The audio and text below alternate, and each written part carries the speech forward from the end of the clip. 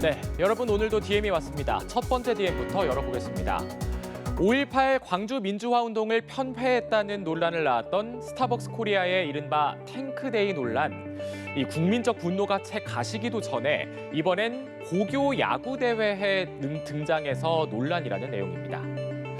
탱크데이 논란이 재소환된 건 어제 서울 목동구장에서 열린 청룡기 고교 야구대회 광주일고와 배제고의 경기에서였습니다. 배제고의 일부 학생들이 외친 구호 스벅 가야지였는데요. 이 스벅 가야지는 스타벅스 코리아의 탱크데이 논란 이후 광주 지역을 비하하는 의미로 일부 온라인에서 사용되어 온 표현인데 배제고 선수들이 이걸 응원 구호로 쓰면서 지역 비하 조롱 응원이다 비판 여론이 폭발했습니다. 배제고는 경기 후에 급하게 사과문을 올렸지만 논란은 가라앉지 않고 있습니다. 배제고가 공개한 사과문 이미지에서 생성형 AI를 활용한 흔적이 발견된 데다 이 피해 학교인 광주일고의 학생을 사칭한 입장문까지 확산하며 사과의 진정성 논란까지 불거졌습니다. 광주일고는 참담한 심정이며 결코 묵과할 수 없는 사안이라며 대한야구소프트볼협회에 직접 항의했는데요. 대한야구소프트볼협회는 내일 스포츠 공정위원회를 열어서 징계 여부를 결정할 방침이라고 합니다. 네, 두 번째 DM도 열어보겠습니다.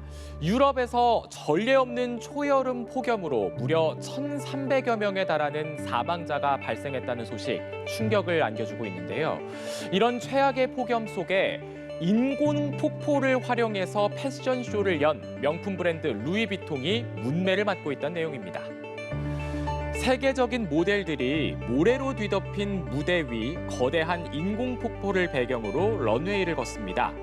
폭포 높이만 무려 8m, 여기에 시원해 보이는 연출까지 세계적인 명품 브랜드 루이비통의 패션쇼인데요. 이 패션쇼에 분노가 집중된 이유, 바로 이걸 열었던 시기입니다. 최근 프랑스에선 폭염으로 나흘 동안 1,000명 넘게 숨졌고 이런 살인적 더위에 물 부족을 우려하는 목소리까지 커지고 있는데요. 바로 이런 때 루이비통이 8m짜리 인공폭포라는 많은 물을 쓴 패션쇼를 선보이면서 비판의 중심에 서게 된 겁니다. 루이비통 측은 폭포에 사용된 물은 파리의 상수도에서 가져온 거라며 펌프로 다시 모아서 파리의 하수시설로 보낸 만큼 낭비가 아니다 이렇게 해명을 했는데 비판은 여전합니다.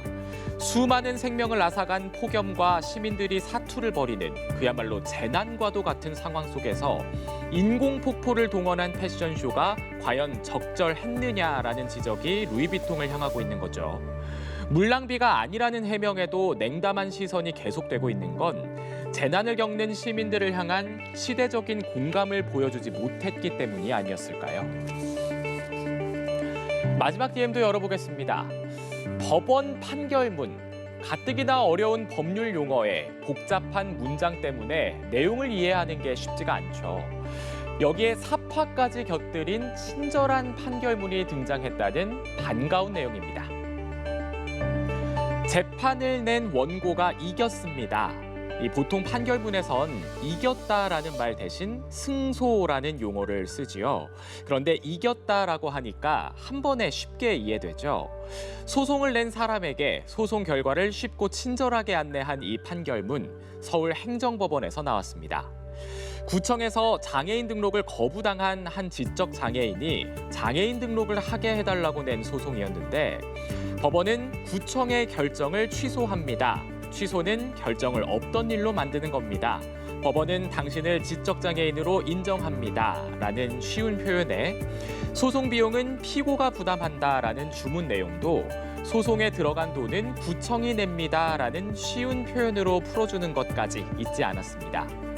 소송을 낸 지적장애인을 위해 어려운 법률 용어 대신 쉬운 문장과 그림으로 판결 이유를 설명한 건데요.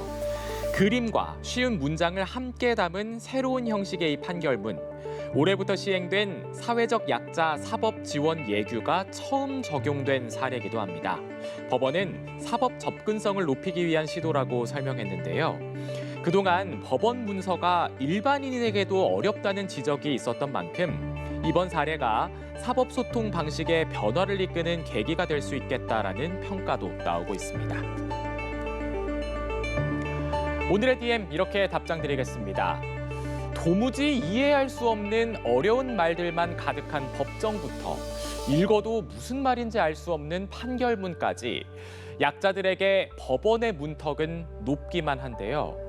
누구나 법 앞에 평등하다면서도 정작 법은 약자에겐 충분히 친절하지 못했던 건 아닌지 돌아보게 됩니다. 앞서 전해드린 쉬운 판결문, 장애인에게 편한 세상은 누구에게나 편한 세상이라는 말을 다시 한번 생각하게 합니다. 지금까지 DM 전해드렸습니다.